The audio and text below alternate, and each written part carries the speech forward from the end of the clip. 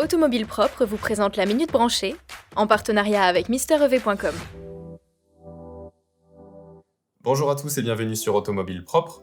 Dans cette série de vidéos, on vous donne les clés pour bien comprendre les spécificités de la voiture électrique. Dans un précédent épisode, on vous a donné quelques conseils pour moins consommer au volant de votre voiture électrique. On espère ainsi que l'éco-conduite vous aura convaincu et que cela vous permettra, par la même occasion, de baisser votre budget d'électricité. Mais justement, combien coûte la recharge d'une voiture électrique ? En réponse à cette question, on entend généralement tout et son contraire. Certains pensent qu'un plein d'électricité revient plus cher qu'un plein d'essence. D'autres que rouler à l'éthanol reste la solution la plus économique malgré la surconsommation, quand certains propriétaires de voitures électriques eux-mêmes disent rouler gratuitement. Difficile à première vue de se faire un avis éclairé. En réalité, vous verrez dans cette vidéo qu'il n'y a pas de vérité absolue, et que le coût de la recharge dépend surtout de l'endroit où vous faites le plein. Un peu comme les stations-service qui sont plus chères sur l'autoroute, par exemple. Petite précision pour la suite, on parlera de coût au 100 km, afin de pouvoir plus facilement comparer les différentes solutions entre elles. Vous êtes prêts? Alors, c'est parti!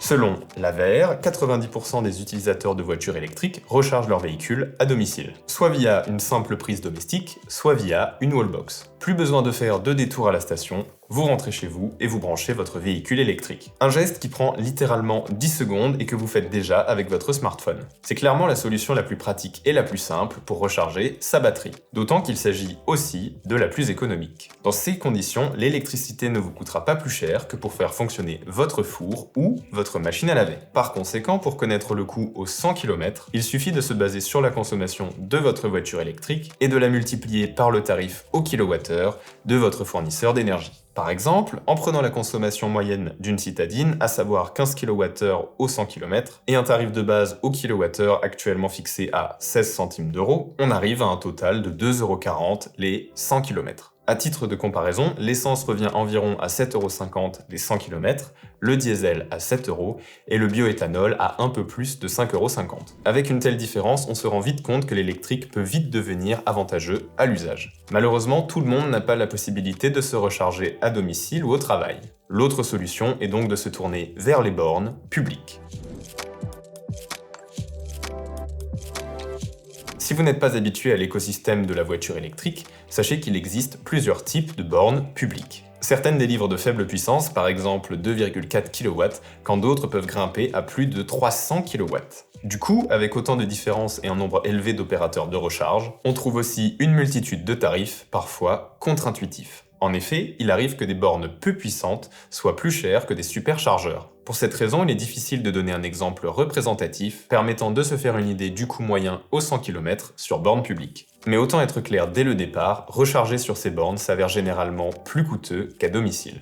Pourquoi ? Tout simplement parce qu'au prix de l'énergie s'ajoutent tous les frais que doivent couvrir les opérateurs. Coût du raccordement au réseau, investissement dans le matériel et les logiciels de supervision, réparation et entretien, solutions de paiement, loyer pour l'emplacement, etc. À noter tout de même que la puissance étant supérieure, le temps de recharge sera plus court qu'une recharge à domicile. D'une certaine manière, il est donc normal de payer ce service plus cher. Dans tous les cas, les exploitants des bornes sont dans l'obligation de préciser leurs tarifs. Attention toutefois à bien vous fier au tarif de l'opérateur de mobilité si vous utilisez un badge différent de celui de l'exploitant de la borne. En effet, il n'est pas possible de payer par carte bancaire sur la grande majorité des bornes, et c'est pourquoi il existe des badges universels comme le ChargeMap Pass, Plugsurfing ou KiwiPass. Mais que vous utilisiez ou non un tel badge, vous êtes dans tous les cas en mesure de vérifier la tarification avant de vous brancher. Vous constaterez par la même occasion que la facturation peut s'effectuer à la quantité d'énergie récupérée, comme dans une station essence donc, mais aussi au temps, voire à la session. Sur autoroute, par exemple, en fonction de la marque, des caractéristiques de votre véhicule et du badge d'opérateur que vous utilisez, les tarifs peuvent ainsi vite devenir très salés, au point d'être moins avantageux que le thermique. Retenez simplement que pour les bornes qui facturent au temps passé,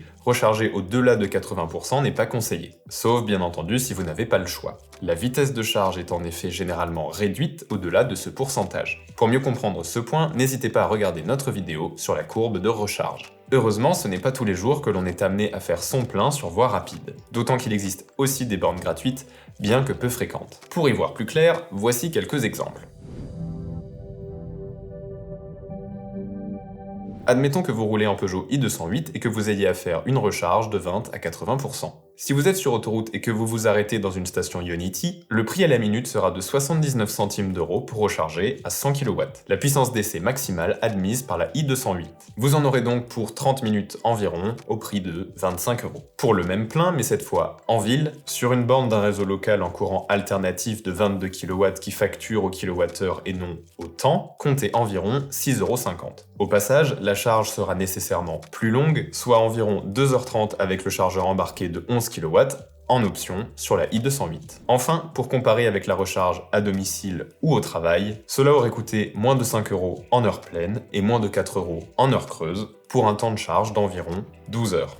Voilà, vous savez maintenant que le coût de la recharge est particulièrement avantageux à domicile ou au travail, et qu'il permet à la voiture électrique d'être, au global, bien plus économique en termes d'énergie qu'une voiture thermique. Quant aux charges sur les bornes publiques, il est important de bien vérifier les prix avant de vous brancher. Et si elles peuvent s'avérer coûteuses, elles sont généralement très occasionnelles. Pour plus d'informations sur le sujet, on vous invite à lire l'article complet sur Automobile Propre. Comme d'habitude, si vous avez appris des choses dans cette vidéo et que vous l'avez trouvée intéressante, n'hésitez pas à mettre un pouce en l'air et à la partager, cela permet de nous soutenir. Bien sûr, n'oubliez pas de vous abonner à notre chaîne YouTube et d'activer les notifications pour ne pas manquer nos prochaines vidéos. Alors à bientôt sur Automobile Propre.